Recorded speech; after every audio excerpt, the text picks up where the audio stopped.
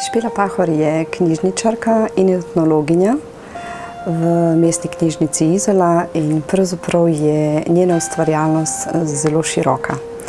Izdala je že leta 2005 pravljice in zgodbe. Leta 2006 so pa izšle življenjske zgodbe Pirančanov z naslovom Srečanja v Piranu.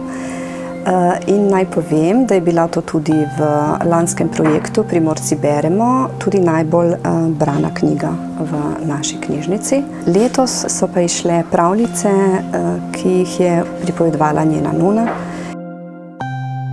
Prav kot pravljičarka se uri tedensko s pripovedovanjem pravljic otrokom. Torej, danes veliko govorimo o vseživljenjskem učenju in knjižnice pri tem lahko veliko naredijo. Pri nas imamo za majhne otroke že bibliopedagoške ure, to so vrtec na obisku, pa šola na obisku v knjižnici.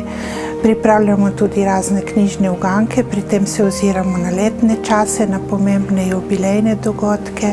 Pomembno pa je tudi delo z odraslimi bralci.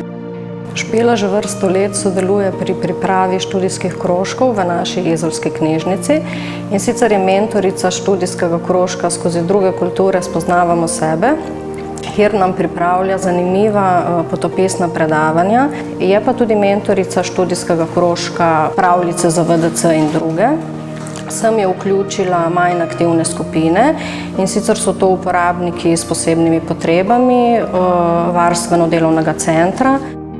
Špela je sodelovala tudi pri izdaji knjige Odprti porton in sicer je prevajala pesmi iz italijanskega v slovenski jezik. Razstavo portonov pa imamo tudi v naši izolski knjižnici. Zadnji 2 leti pa zelo rada sodelujem s Radijem Trsta, pišem skupaj z Loredano Gec oddaje Istrska srečanja za njihov slovenski radio in to delam res z velikim užitkom.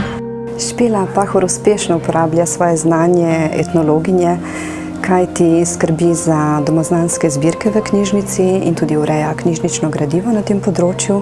Hkrati pa skrbi vsako leto ob tednu evropske kulturne dediščine za dogodke in prireditve, s katerimi promoviramo to dejavnost tudi v knjižnici.